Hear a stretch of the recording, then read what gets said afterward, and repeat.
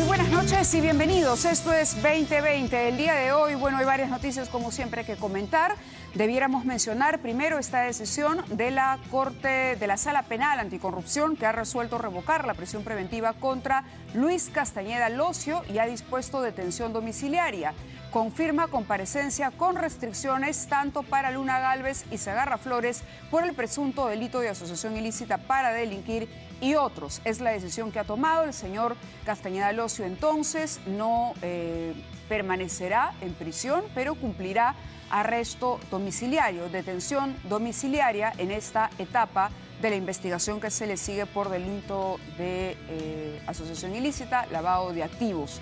Vamos a desarrollar seguramente el tema en cualquier momento, pero también nos ocupa el día de hoy, por supuesto, la cantidad de homenajes que se está rindiendo desde distintas instituciones, no solamente aquí en nuestro país. La propia Organización para las Naciones Unidas se ha pronunciado destacando el papel que desempeñó Javier Pérez de Cuéllar, un personaje, una persona que encarna una serie de valores probablemente que hoy estén escasos o por lo menos no tan visibles como lo estuvieron durante el tiempo en que Javier Pérez de Cuéllar fue secretario general de las Naciones Unidas o participó de manera activa en política peruana, siempre con un ejemplo de buen vivir, de buen conducirse, de buenas formas, de diplomacia, ¿no? De nunca alzar la voz, mantenerse en su lugar, decir lo que pensaba, pero guardando respeto incluso por el adversario político. Para comentar este y otros temas hemos invitado, esta noche está con nosotros el embajador Alan Wagner, ex canciller, director de la Academia Diplomática del Perú, presidente de Transparencia. Bienvenido, embajador. Como siempre, muchas gracias. Y quería mostrarle, fíjese que estábamos tratando de recuperar material, algunas fotografías, se han difundido muchísimas. El propio Javier Pérez de Cuéllar editó un libro con sus memorias y entonces publicó fotografías que son ya, bueno, de conocimiento público, pero nosotros descubrimos en Twitter que se había dado a conocer esto que nos parece una joya que está en el Archivo Nacional de la Nación, en el Archivo de la Nación, que es el pasaporte de Javier Pérez de Cuéllar, pero es el pasaporte que se emite el 19 de enero de 1920.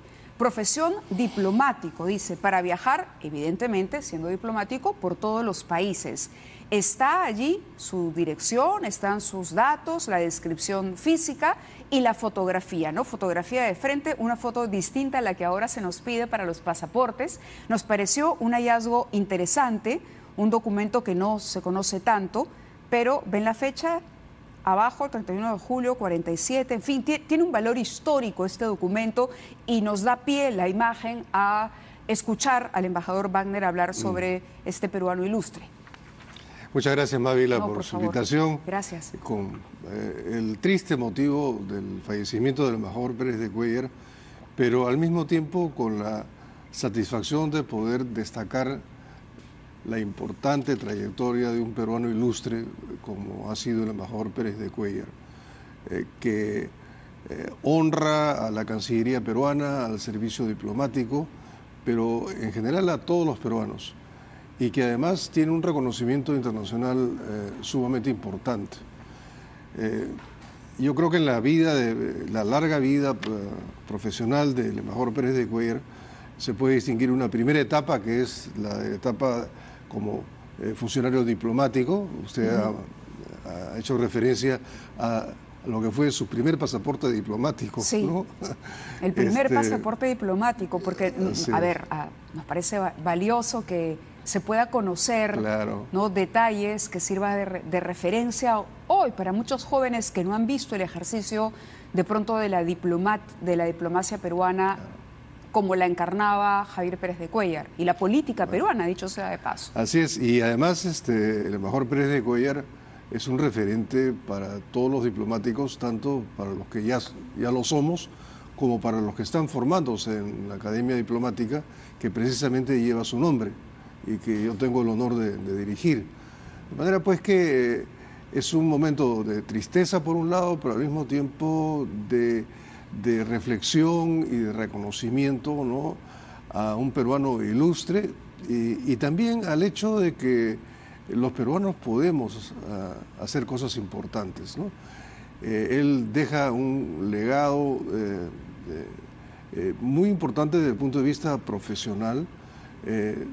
Su ejercicio como secretario general de las Naciones Unidas en 2 periodos, ¿no?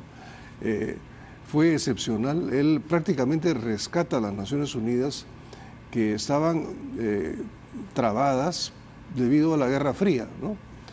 Y él logra ganarse la confianza de las grandes potencias y reactivar el Consejo de Seguridad. Y de alguna manera contribuyó también a los diálogos entre Estados Unidos y la Unión Soviética en su momento, ¿no? También, claro, o sea, bueno, él también contribuyó, ¿no? Sí. El camino hacia, digamos, la caída del muro de Berlín, finalmente, ¿no? A eso me refiero. La relación que él tenía con Gorbachev y con grandes líderes mundiales. Entonces, la ejecutoria del embajador Pérez de Cuéllar como secretario general de Naciones Unidas se caracteriza por la búsqueda de la paz, ¿no?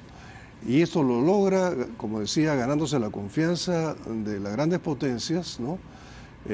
Actuando siempre pegado a la Carta de las Naciones Unidas, ¿no? Con absoluta neutralidad desde el punto de vista de los intereses en juego, ¿no?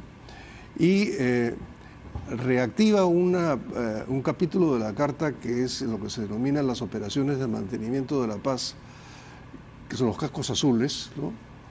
Que intervienen en los conflictos que estaban en esos momentos y logran, bueno, resultados muy importantes en términos de conseguir la paz.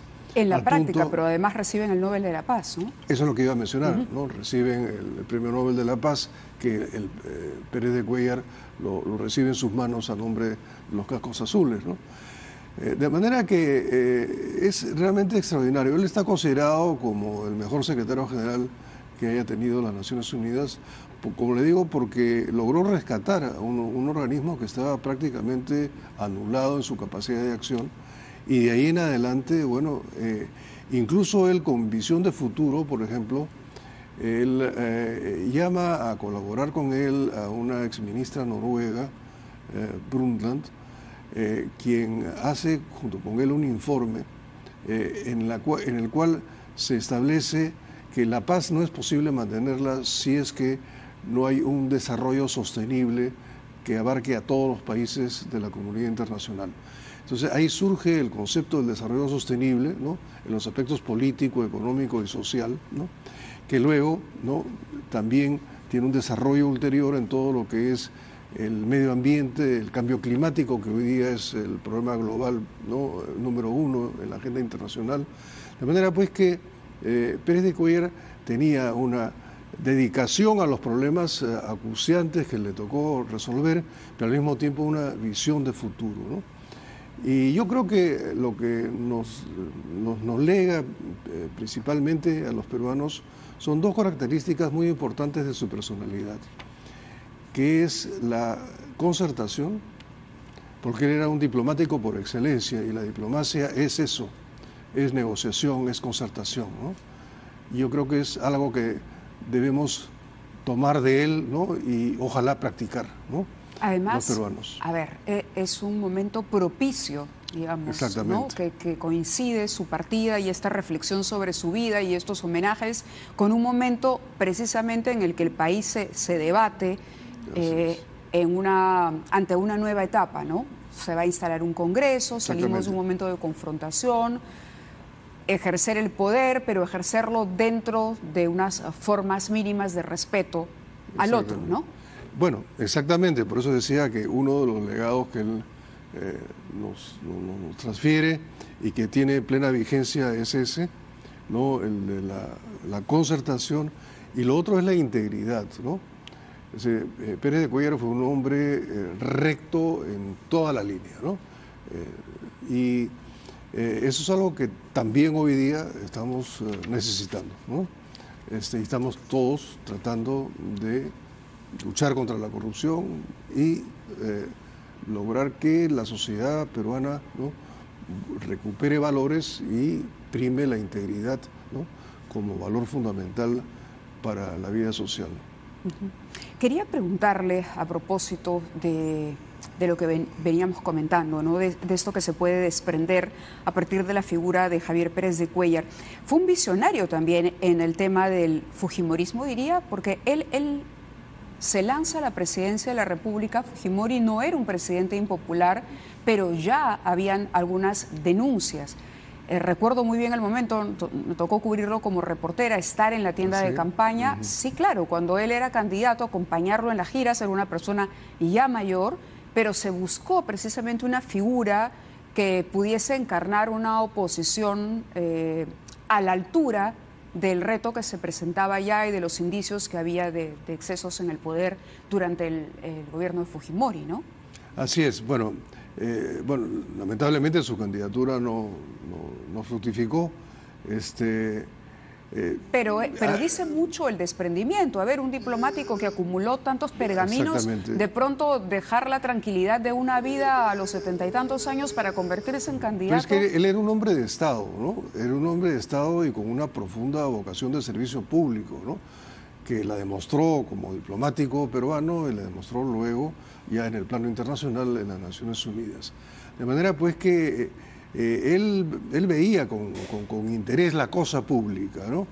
Es decir, no era un político, ¿no? Digamos, del día a día, ¿no? Era un hombre que veía las cosas, ¿no? con mucha profundidad y con mucha perspectiva, y efectivamente, ¿no? Él consideró que había necesidad de un cambio para precisamente evitar lo que luego se profundizó en el periodo siguiente del entonces presidente Fujimori, ¿no? Sería interesante imaginarse qué hubiera ocurrido si es que él hubiera resultado electo, ¿no? Tal vez lo que luego ocurrió con Valentín Paniagua y con él como presidente del Consejo de Ministros y canciller se hubiera adelantado 5 años, ¿no? Hubiera sido algo muy interesante. Hubiera sido interesante. Se podrá hacer el ejercicio de pronto a través de una novela muy bien documentada, que sirve para eso la literatura. Ahora, aceptó ser candidato presidencial y también acepta luego ser premier del presidente Paniagua, ¿no? En otra etapa también. ¿Por qué aceptar estos encargos, digamos? Le vuelvo a decir. Por lo que le digo, porque él era un hombre de Estado. Él quería profundamente al Perú, pero y quería un Perú democrático, quería un Perú, digamos, en desarrollo, ¿no? Y estos conceptos que le mencionó, que desarrolló en Naciones Unidas, el desarrollo sostenible, todas estas cosas modernas, él las quería aplicar en el Perú, ¿no? Entonces, no se le presentó la ocasión cuando presentó su candidatura, pero luego, ¿no? Se le presentó con el presidente Paniagua y juntos trabajaron, ¿no? Trabajaron recuperando instituciones, limpiando, ¿no? de corrupción todo lo que había ocurrido. De manera pues que eso dice mucho de él. Él era un diplomático, un internacionalista, un demócrata, un hombre de Estado, ¿no?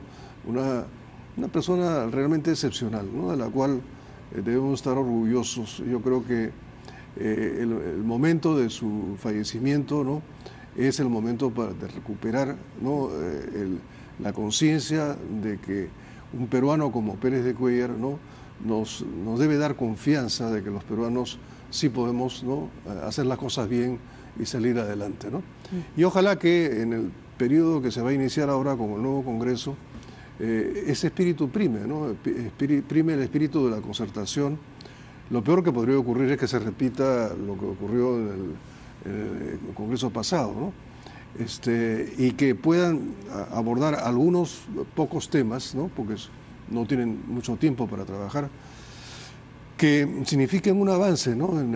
Tanto en lo que tiene que ver con la reforma política, la reforma del sistema de justicia, temas vinculados a la seguridad, ¿no? Ciudadana, también son muy importantes, y que de alguna manera adelanten una agenda del Bicentenario, ¿no?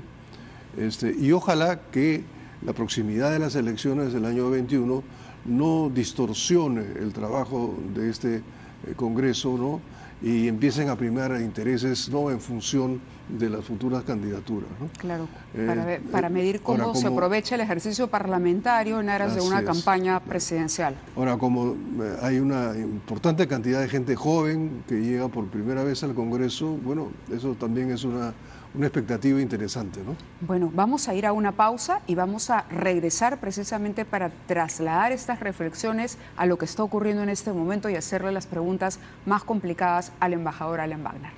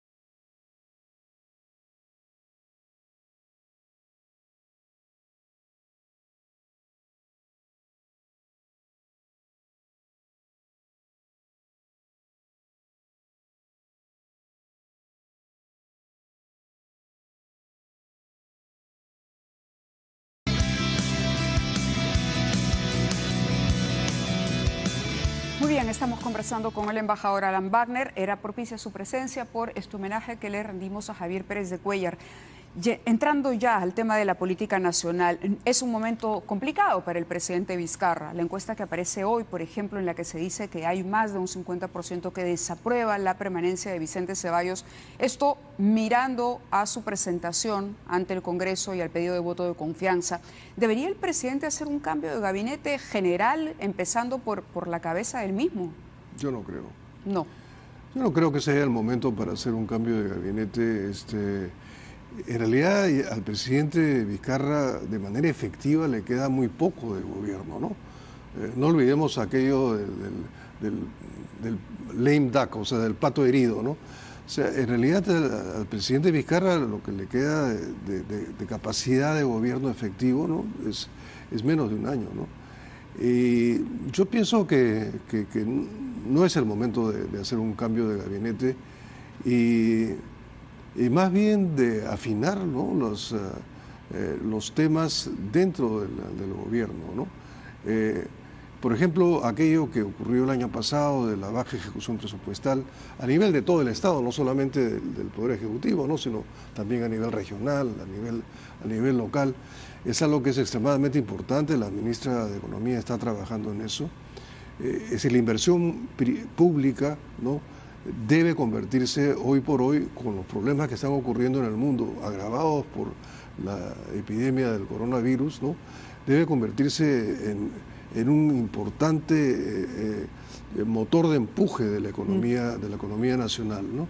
Al mismo tiempo hay temas pendientes en el campo económico que deben ser atendidos. Se aprobó un plan para estimular la competitividad que está por ejecutarse y luego hay... ¿Usted no cambiaría a nadie? Porque se dice el presidente que, a ver, lucha contra la corrupción, tiene por lo menos a 3 de sus ministros en problemas de esa naturaleza. Él ha ratificado a 2, no se ha referido todavía directamente a la permanencia o no de la ministra de Energía y Minas, pero ¿debería cerrar filas defendiendo a sus ministros si es que él confía en ellos? Mire, los ministros deben ser transparentes. Eso es lo ¿Y acá primero. faltó transparencia? No sé si faltó o no faltó. Lo que creo es que debe quedar muy claro, ¿no? Muy clara la situación de cada uno de ellos, ¿no? Es decir, en el caso de los 2 ministros que han sido más cuestionados últimamente, ¿no? Transportes y produce. Ellos han dado algunas explicaciones, pero debe quedar muy claro qué cosa es lo que ocurrió. Y en el caso de Produce, ¿por qué es que la Fiscalía de la Nación está planteando una acusación contra la ministra, ¿no? O sea, yo diría que tiene que haber transparencia y sobre esa base se construye la confianza. Ahora, obviamente ellos deben tener la confianza del presidente, pero yo diría también debe tener la confianza de la ciudadanía, ¿no?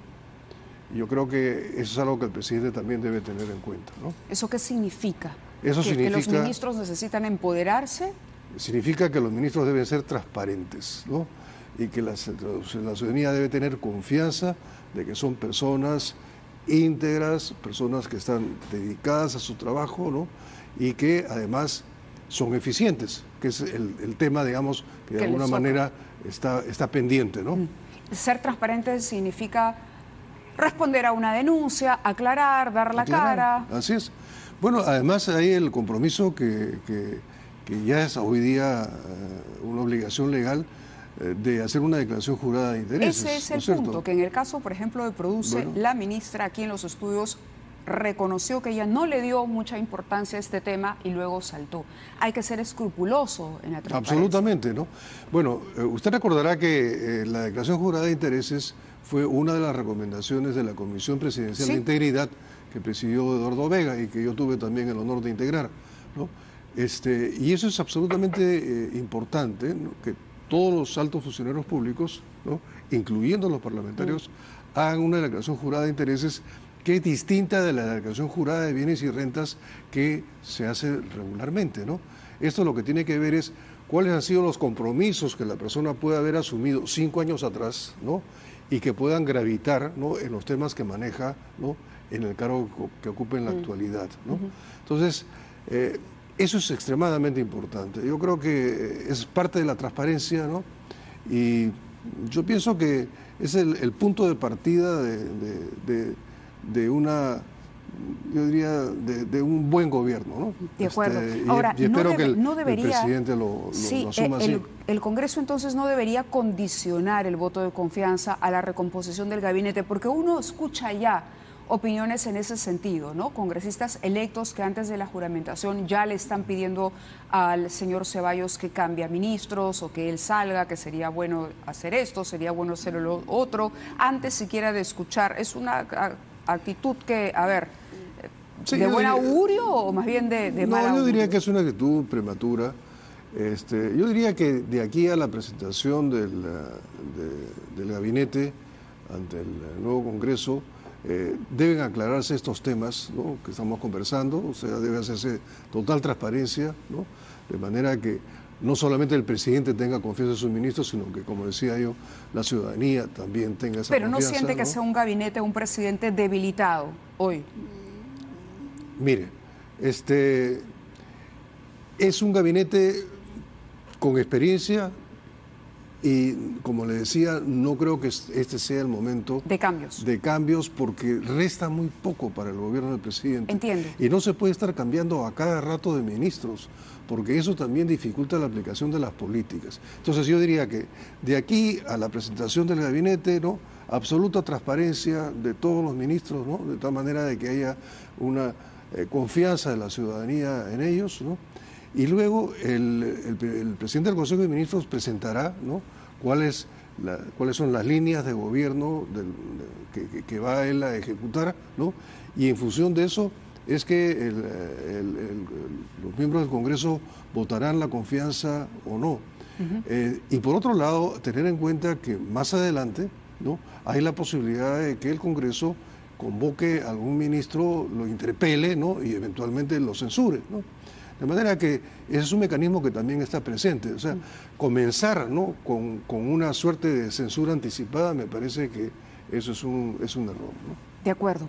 Aprovecho su presencia también para preguntarle por la dificultad o facilidad. Es una buena noticia esto de que se haya aprobado un nuevo proceso de extradición en contra del expresidente Alejandro Toledo, esta vez incorporando a la señora Elian Carp.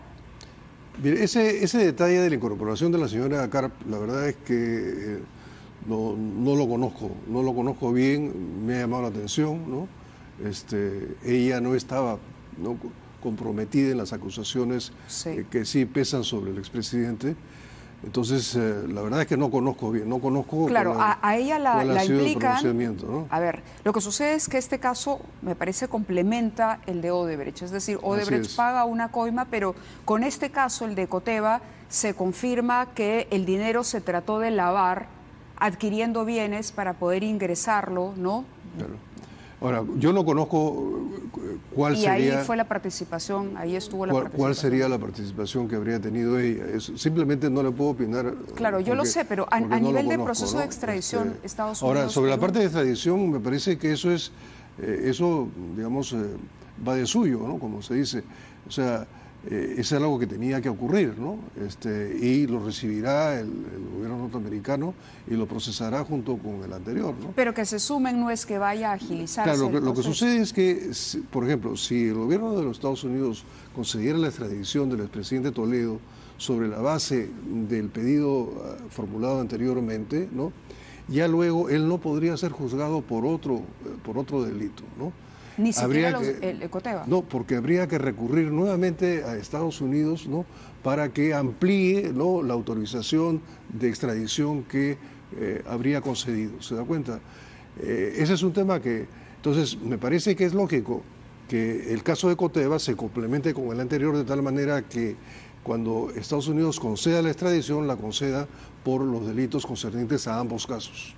Y no por uno Y no solo. por uno solo, porque como le digo, luego no podría ser Vamos a juzgado tener por eso. claro el Así es. problema de ampliar. Claro. Bien, embajador, le agradezco mucho que haya estado con nosotros Muchas esta gracias. noche y bueno, que ojalá que estos homenajes y esta revisión que hemos hecho de la memoria y la trayectoria, sobre todo de Javier Pérez de Cuéllar, nos contagie un poquito de ese espíritu conservador, ¿no? Que sea así. Esperamos que sea así y muchas gracias por haberme dado la oportunidad No, por favor. de referirme a una persona tan Correspondía. querida para mí como el embajador Pérez de Cuéllar. ¿Cuándo fue la última vez que habló con él? Hace ya varios meses, porque el embajador Pérez de Cuéllar estaba delicado ya hace varios meses, ¿no? Claro, ¿y tuvieron oportunidad de hablar sobre lo que ocurría en el país? ¿Tenía él una...? En esa época ya tenía, digamos, algunas limitaciones, ¿no? Pero él buscaba mantenerse siempre al día, pero los últimos meses fueron en los cuales fue él decayendo, ¿no?, su salud de manera que conservemos la memoria de él. Perfecto. Como el gran secretario general de Naciones Unidas, el gran peruano ejemplo para todos nosotros. Muy bien, nos quedamos Sí. con eso. Ok, Y vamos a la pausa, gracias. regresamos con el fiscal supremo Avelino Guillén. Vamos a ahondar en la situación del expresidente Alejandro Toledo y también vamos a ver lo que está ocurriendo con los avances de la Junta Nacional de Justicia. Hemos escuchado más temprano, aquí en portada estaba el fiscal Tomás Gálvez hablando y diciendo que esta era una acusación, la que se le hace a él por el caso Cuellos Blancos, injusta, que acá hay una persecución en su contra, pero le preguntaremos también a Avelino Guillén cuál es su lectura de estas primeras medidas adoptadas por la Junta Nacional de Justicia y otros temas. Gracias. Bueno.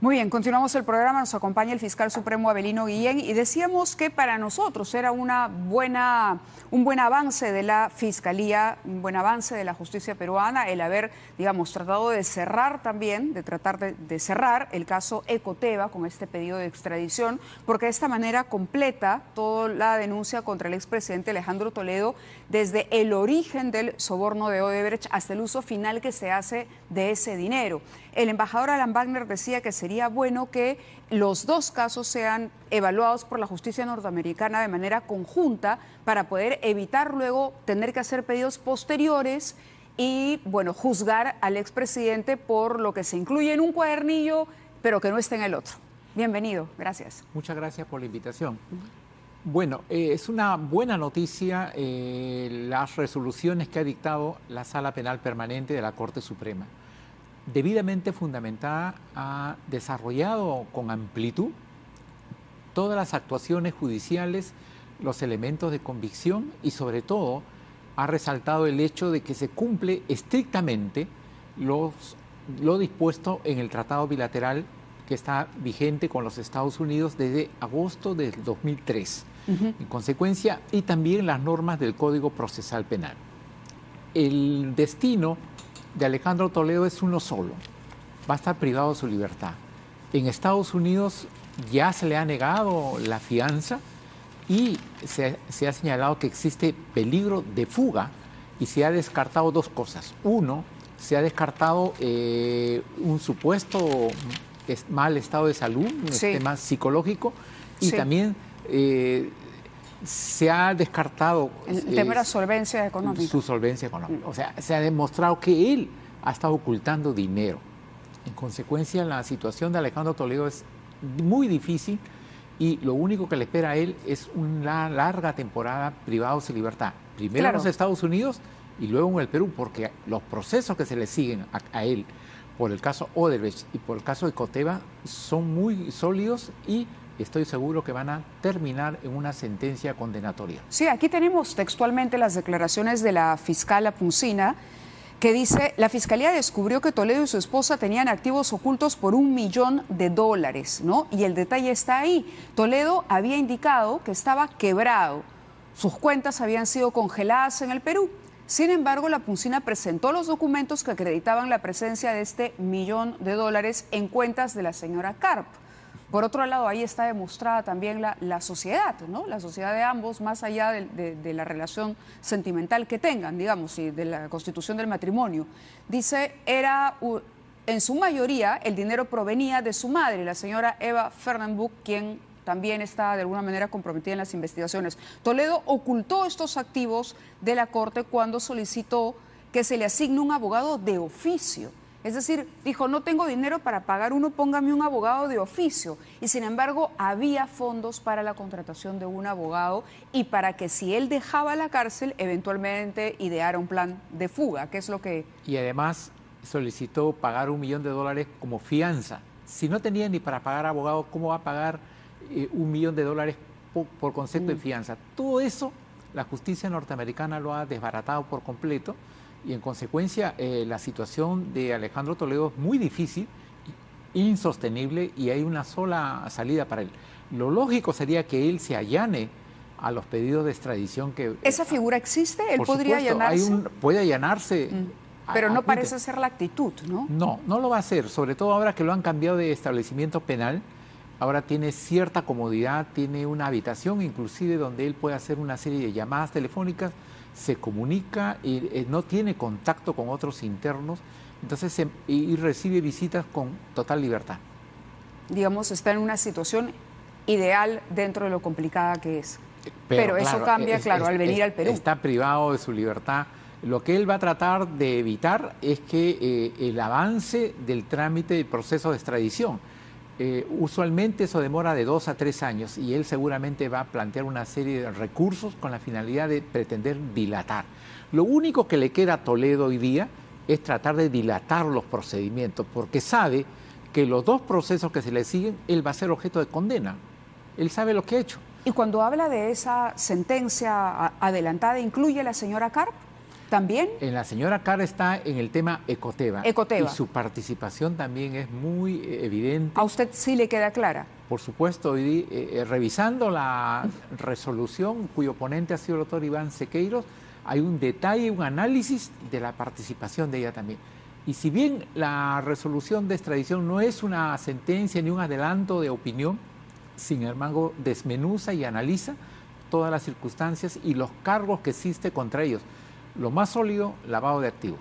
En el caso de Elian Carr, ¿cuál habría sido esta participación y cuál es la información más grave que la pone en mayores aprietos? Su mayor responsabilidad es en el manejo financiero. Ella pone todo el sistema, todo el desarrollo y la ruta que sigue el dinero es por ella, porque ella es la que pone en contacto a Maiman con Alejandro Toledo, ella es el puente y quien incorpora a su mamá en esta actividad delictiva de ocultamiento, que es una de las modalidades de lavado de activos, ocultamiento de dinero proveniente de un hecho delictivo. ¿Y qué hecho delictivo es ese? El pago de soborno, cerca de 35 millones de dólares que el señor Toledo recibió de la empresa Odebrecht. 35 millones de dólares, hasta el momento dicen es el mayor soborno en lo que va del caso Lavallato.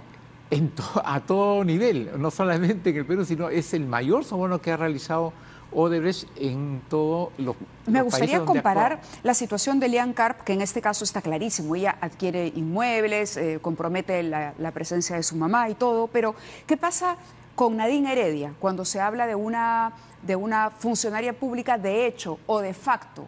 Digamos, en ese caso, ¿ese es un reto para la Fiscalía, para la fiscal Mori, o esa figura existe y hay algún antecedente? Comparando los roles de las primeras damas. La Fiscalía está invocando eso. Nadie puede negar la presencia determinante de la señora Nadine Heredia durante el gobierno de Humala. Ahora nos quieren poner como que la señora Nadine Heredia era una figura decorativa, era una especie de florero. Eso no es así. La señora Nadine Heredia era inclusive los diálogos, si usted analiza las declaraciones de los colaboradores, el señor Ollanta Humala decía, habla primero con Nadine. Él tomaba las decisiones más importantes cuando previamente la señora Nadine Heredia había recibido a la persona, había analizado el tema y tenía una opinión formada sobre un hecho. Nadie puede negar el rol determinante, la presencia determinante. Ella ha participado en una serie de reuniones con ejecutivos brasileños. Pero a ver, siendo una consejera presidencial, que es la figura que nos describe, ¿esto estaría penalizado? Es que no era ella una consejera presidencial, lo que ella era, ella tenía una actuación, al parecer, según el criterio de la fiscal Mori, una actuación delictiva con la finalidad de direccionar para que la empresa Odebrecht se haga cargo de este proyecto del gasoducto sur. En consecuencia, no es que ella era una esporádica consejera presidencial ni una persona que acompañaba a su señor esposo. Lo que ella era una persona que manejaba el gabinete, una presencia muy... Pero ahí la falta no sería el delito de omisión, en cualquier caso, por haber abdicado a sus funciones, ¿no sería de los ministros que lo hicieron o del propio presidente? Es que la Fiscalía se ha decantado por una posición, si bien es verdad que es arriesgada, pero apunta a probar ese hecho, la existencia de una red delictiva, de una organización delictiva con 3 niveles. Ella está en el primer nivel, los ministros en el segundo nivel, algunos ministros, no todos, y en el tercer nivel otros funcionarios que tuvieron una participación importante en el otorgamiento de esta obra de Gasoducto Sur. Bien, 2 ex primeras damas comprometidas en 2 procesos importantes que atañen a 2 expresidentes del país. La Junta Nacional de Justicia, por otro lado, también está avanzando, está tomando medidas y nosotros hemos hablado muchas veces sobre el tema de la presencia de estos fiscales supremos cuestionados, ¿no? El señor Tomás Gálvez, Pedro Chávarri y Rodríguez Montesa. Y la Junta parece que ya tiene una decisión tomada respecto a lo que va a hacer la próxima separación de estos fiscales supremos. ¿Lo ve así también? ¿Está esto encaminado hacia eso? Le ruego unos segundos para explicarme. ¿Qué cosa eran los cuellos blancos? Los cuellos blancos era una empresa delictiva, era una empresa que vendía un producto. El producto que ellos vendían era sentencias y resoluciones judiciales. Esto es la solución a un problema judicial. En consecuencia, esta empresa delictiva, para poder avanzar y abarcar y expandirse en esta actividad delictiva que realizaba. Por ejemplo, cuando el señor Inostroza conversa por teléfono y dice, ¿qué cosa quieres que haga? ¿Que lo absuelva o que le rebaje la pena? Él está negociando. Esa es una venta de una resolución judicial. Entonces, esa empresa delictiva se expande y necesita crecer, y por ello controla el Consejo Nacional de la Magistratura.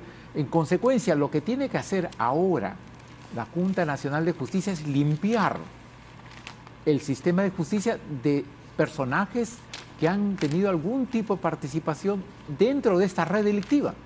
Y lo que tiene que hacer la Junta Nacional de Justicia es, en vía paralela a los procesos penales, es llevar adelante un proceso disciplinario impecable, que no ofrezca cuestionamientos ni reparos para que las decisiones que ellos adopten, no tengan ningún tipo de cuestionamiento en vía judicial y no sea que de acá a unos meses retornen al servicio de la justicia. Que dejan algún cabo suelto o algún espacio para la duda sobre la pulcritud de la decisión. Con todos los estándares internacionales, debida motivación, que el hecho esté sancionado como infracción disciplinaria, el uso del derecho de defensa, debido proceso, o sea, muy riguroso en la investigación. Y tengo entendido que la Junta Nacional de Justicia está cumpliendo, siendo muy cautelosa, muy rigurosa en el cumplimiento de eso.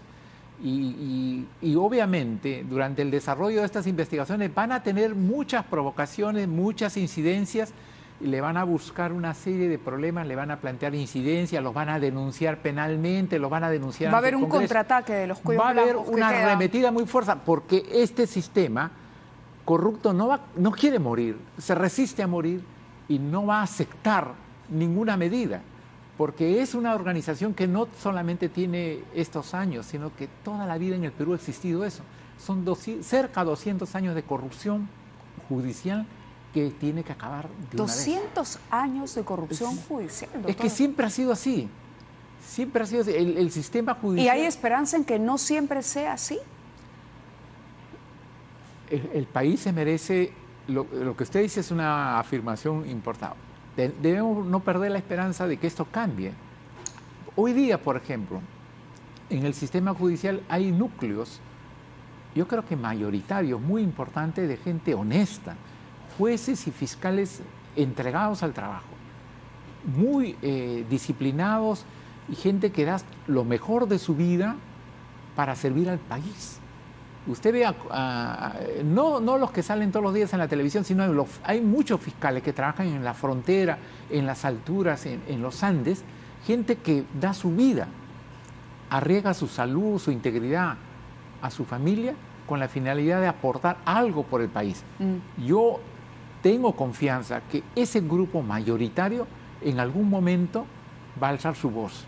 Y de alguna forma usted está viendo, a raíz de todas estas investigaciones por el caso Odebrecht, cómo los jueces y fiscales honestos están llevando adelante y sacando cara por un sistema judicial decente que merezca nuestro orgullo y el respaldo de los ciudadanos. Muy bien, doctor, le agradezco que haya estado con nosotros para estas reflexiones y estaremos pendientes del desarrollo de todos estos procesos y de las arremetidas contra la Junta para esa limpieza. Muchísimas gracias.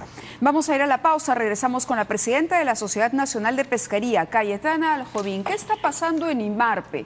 ¿Qué hay de pronto este enfrentamiento entre el Ministerio de la Producción, IMARPE y las empresas pesqueras? Con Cayetana Aljovín vamos a discutir ese tema en unos segundos.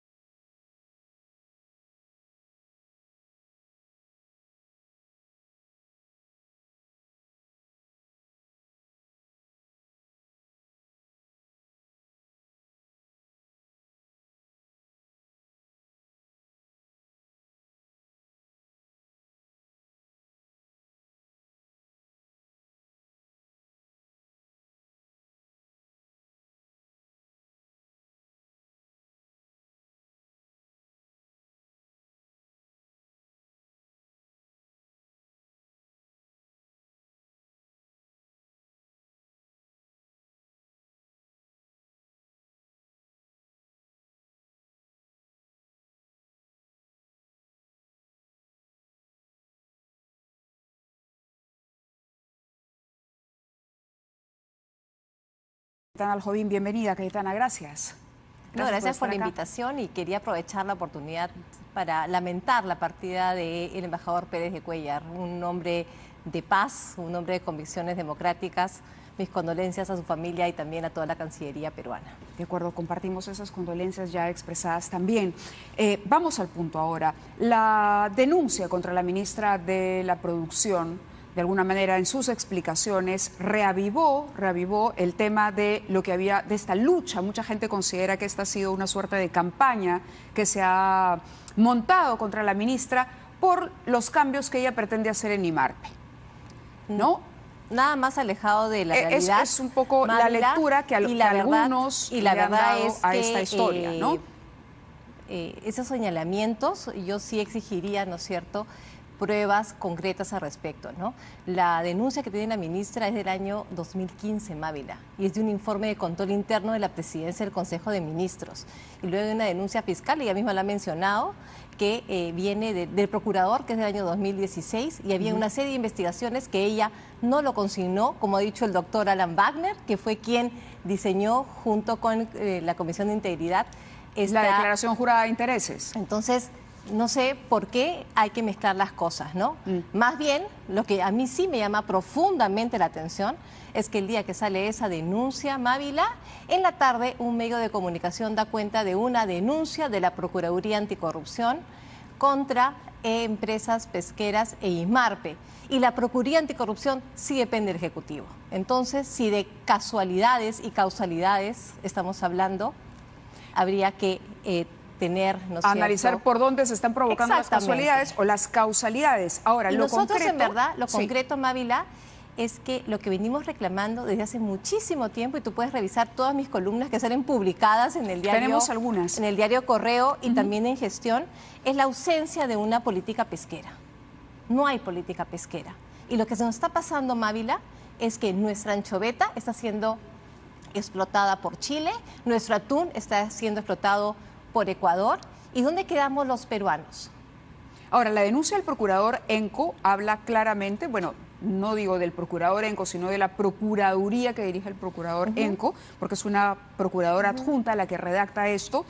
Habla de una filtración de información de 4 funcionarios de IMARPE y que el objetivo de esta filtración o de estos manejos oscuros, aquí hay incluso un requerimiento de allanamiento con descerraje, incautación, levantamiento del secreto de las comunicaciones sobre la investigación preparatoria del Callao, que vamos a ir poniendo quizá en pantalla, ¿no?, donde se pide levantar las comunicaciones y todo, habla de un manejo en la cuota, es decir, que se había falseado la información sobre la cantidad o la disponibilidad del recurso. A ver, esto ¿no? Entonces se dice, son las pesqueras las que están detrás o han infiltrado. Es bien importante lo que tú mencionas. Y que esta información incluso la tienen las empresas y la tiene IMARPE antes de que la propia ministra la obtenga. Esos son los documentos. A ver, acá está el informe de IMARPE, que es del 8 de noviembre. Es un informe que llega a la ministra. En este informe, Mávila, si tú lo revisas, no se establece cuánto tiene que ser la cuota de pesca.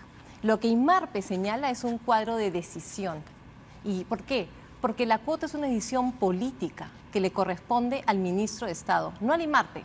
IMARPE establece un rango que acá lo vas a poder ver. Acá está la tabla de decisión del IMARPE. Esto es lo que presenta el IMARPE a la ministra y establece cuáles son los riesgos de establecer el determinado número de cuota.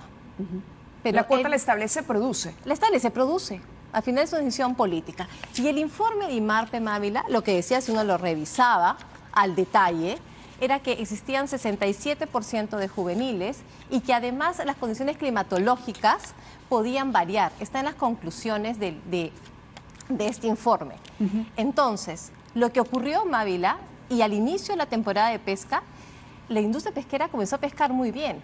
Pescó más de 700.000 toneladas cuando siempre en noviembre se pescan de alrededor de 300.000.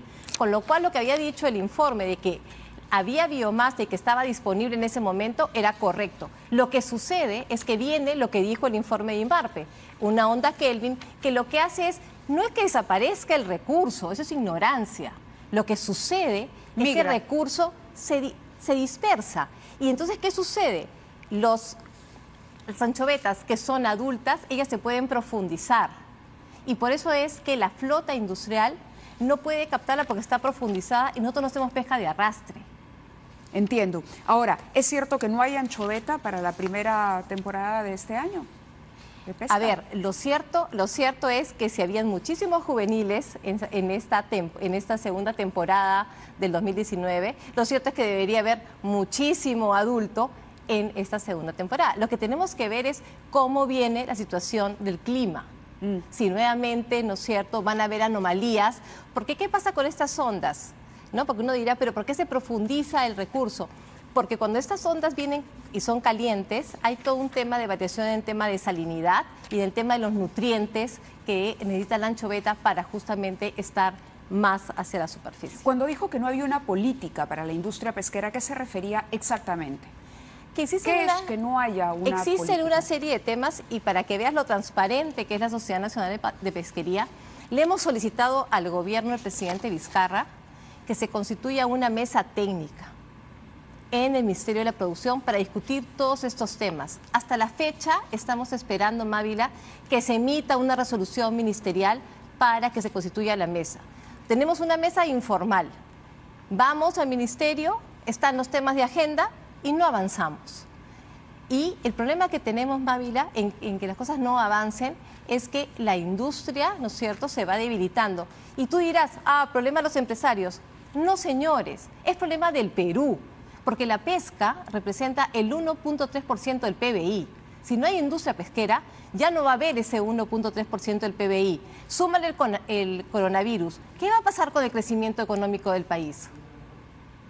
¿Qué va a pasar? Ahora, pero eso no quita que, digamos, exista esta denuncia que tendrá que investigarse de 4 señores que trabajaban o que trabajan en IMARPE y que han manejado cifras. Dicen, se habla incluso de una intervención en una de las computadoras porque se ha allanado, me parece, o se ha intervenido las oficinas de IMARPE hasta en 3 oportunidades. Nosotros lo que hemos pedido, Mávila, y lo hemos también hecho público. ¿Usted ha conversado directamente con IMARPE? No. ¿No ha ido a IMARPE a conversar? No. Sobre ese tema no. Sobre este tema no. No, hemos tenido una reunión hoy día en IMARPE, hemos solicitado formalmente una reunión con una carta, nos han respondido con una carta y hemos estado reunidos discutiendo acerca de la certificación de la anchoveta. Nosotros creemos que es importantísimo que el Perú llegue al bicentenario con su anchoveta certificada. Tenemos un programa de mejoras para llegar a esa certificación, como ha hecho Chile con su jurel, ¿no?, que ha certificado su jurel. Necesitamos una certificación de la anchoveta porque es lo que nos va a pedir en los mercados en los próximos años. Y eso es lo que hemos ido a discutir hoy en IMARPE. Correcto, entonces eso significa, primero, la Sociedad Nacional de Pesquería descarta que esté comprando información a través de malos empleados de IMARPE. Jamás. Nosotros descartamos ese tema y lo que hemos pedido, Mávila, públicamente es que se haga una auditoría internacional, que también fue a lo que pidieron los funcionarios de IMARPE. ¿Por qué no se hace una auditoría internacional para ver todo el tema del manejo? También está descartada la depredación del recurso en aras de transformar los recursos en harina, porque la harina es más rentable que el consumo humano. A ver, Mávila, las cifras no mienten. A mí me gusta siempre hablar con datos y con cifras. Por eso la pregunta es directa. Directa. Ok, la biomasa en anchoveta en el Perú desde hace 10 años es alrededor de 9 millones de toneladas, que es lo mismo que existía en el año 60. Donde hubo depredación fue en los años 70, con el gobierno militar y cuando se expropió la pesca. Ahí hubo depredación. A raíz de una serie de políticas que se han venido dando, la biomasa se ha mantenido estable. Y estas políticas son, tú sabes que la cuota no se establece sobre el 100% de la biomasa, se establece sobre el 35% de la biomasa, porque el 65% se deja en el mar justamente para fines de mantener, reproducción. Claro, exactamente. Y por ayer conservación. Por conservación. Y ayer te escuchaba un tema de que pescábamos juveniles. A la industria no le interesa pescar juveniles, Mávila. Eso es un mito, porque el juvenil justamente no se puede utilizar para hacer harina ni aceite de pescado, porque el juvenil no tiene ni la grasa ni las proteínas. Quienes están diciendo eso es una absoluta mentira y es una falsedad, simplemente para mal informar a la opinión pública. Hay un conflicto entre la sociedad, la industria pesquera y el ministerio. No, veníamos trabajando, Mávila, hemos venido trabajando normalmente hasta que ocurrió el tema del decreto de urgencia, donde yo he salido justamente a decir por qué el decreto de urgencia. Que es el de la reorganización de IMARPE. Así es. Y lo que porque entiendo que para limpiar la institución, eso es lo que ahí se produce. Pero de estas malas prácticas de filtración de información yo he sido ministra de Estado. Cuando hay un tema, un problema en una institución, uno no cambia las leyes, Mávila. Lo que uno hace es declarar la reorganización del instituto, como ha sucedido con Ocinermin. ¿Ocinermin han cambiado la ley de Ocinermin? No. La conformación. No. ¿Y no tiene este decreto de urgencia algo que le preocupa en particular? A mí lo que me preocupa es que si en el decreto de urgencia se hubiera establecido cuáles son los requisitos para acceder al cargo de presidente, mismo directorio de IMARPE, y no se hubiera establecido que los miembros del Consejo Directivo pueden ser retirados por falta de confianza, quizá te hubiera dicho, me parece mal, porque mi formación de abogada me dice que no se puede, por un decreto de urgencia, modificar la estructura de un instituto. Pero bueno, el problema que tenemos es que este decreto de urgencia no garantiza ni la independencia, ni la autonomía, ni tampoco que sea un organismo técnico. IMARPE ha tenido reconocimientos por diversos organismos internacionales, la FAO, CEPAL, Banco Mundial, BID, como un organismo científico, técnico y autónomo de todos, de las empresas privadas, del poder político, de ONGs. Y que eso se pierda, eso es lo que nos preocupa, Mávila. De acuerdo, le agradezco su presencia en el programa. A ustedes por la paciencia y el interés por el tema. Y era importante escuchar a las dos partes, siempre decimos eso. Gracias. Muchísimas gracias. Gracias, vamos a la pausa y regresamos.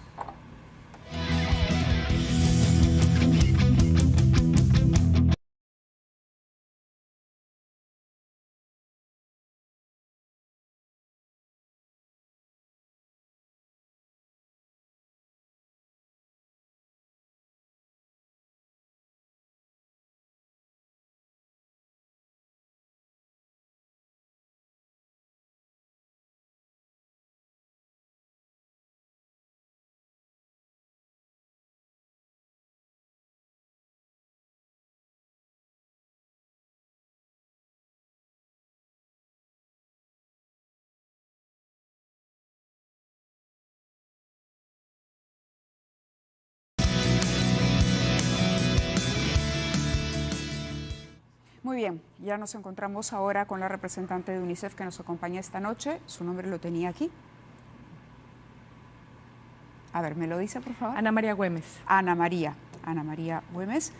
Claro, hay un informe sobre violencia importante que hay que destacar. Yo sé que no tenemos mucho tiempo, pero en atención a la importancia del tema habíamos acordado, aunque sea dar a conocer estos resultados y decirle a la gente cómo puede informarse más, abrir un espacio para que UNICEF se pronunciara esta noche. Así que la escuchamos, cuál es la importancia de este estudio que han hecho y dónde podríamos encontrar nosotros mayor información sobre el tema y evidentemente empezar a discutir políticas en contra de lo que está ocurriendo.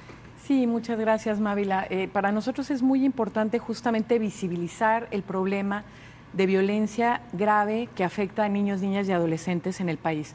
Creo que los casos recientes que hemos visto, lamentables, execrables, nos muestran la punta del iceberg de una realidad cotidiana que se va formando en todo momento. Tenemos mucha información en nuestra página de internet de muchos análisis que se han hecho y lo que queremos es llamar la atención justamente de hacer un llamado a la sociedad, hacer un llamado al Estado, hacer un llamado a cada una de las personas como ciudadanos para que reforcemos nuestro compromiso integral de proteger a los niños y niñas contra la violencia, contra cualquier tipo de violencia. Han hecho una campaña muy intensiva en las redes. Yo le quisiera pedir la cifra que ha llamado la alarma. Evidentemente nosotros analizamos todo el tiempo los casos de violencia, violencias de todo tipo. Hay encuestas nacionales que nos muestran que es prácticamente una epidemia, encuestas nacionales que nos dicen que 8 de cada 10 niños han sido víctimas de algún tipo de violencia, que 35% de las adolescentes sobre todo han sido víctimas de violencia sexual.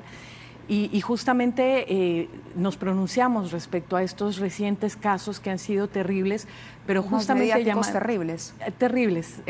terribles casos de violencia, pero que nos hacen ver que eso es la punta del iceberg de una situación muy compleja, con múltiples aristas y que todos los actores de la sociedad estamos llamados a trabajar y a priorizar antes que cualquier otra cosa el bienestar y la protección de los niños y niñas frente a la violencia. Ana María, ahora ya veo, lo que pasa es que a cierta edad ya uno no empieza, no ve la la letra chiquita, ¿no? Ana María Güemes, quisiera pedirle en estos últimos segundos que nos diga qué es lo que el Estado no está haciendo o la recomendación que hace UNICEF a propósito de cómo luchar contra estos problemas. Creemos que hay muchos esfuerzos en marcha, pero que es clave incrementar la inversión que se hace de todo el Estado en la protección frente a la violencia. Específicamente sabemos que menos del 1% del gasto público total en niños, niñas y adolescentes se va a protegerlos frente a la violencia, el abuso, el desamparo familiar, y creemos que todos estos esfuerzos que se están haciendo, que son muy importantes del Ministerio de la Mujer, del Ministerio de Educación, del Ministerio de Desarrollo e Inclusión Social, solo por mencionar algunos,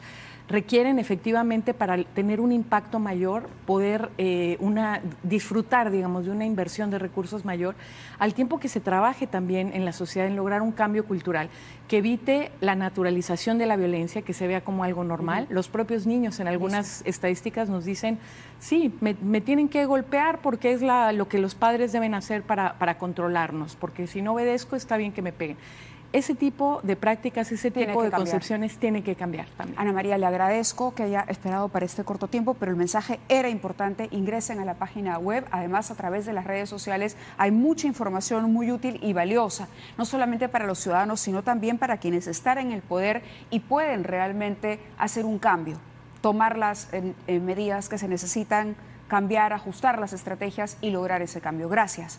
Muy buenas noches, y con esta información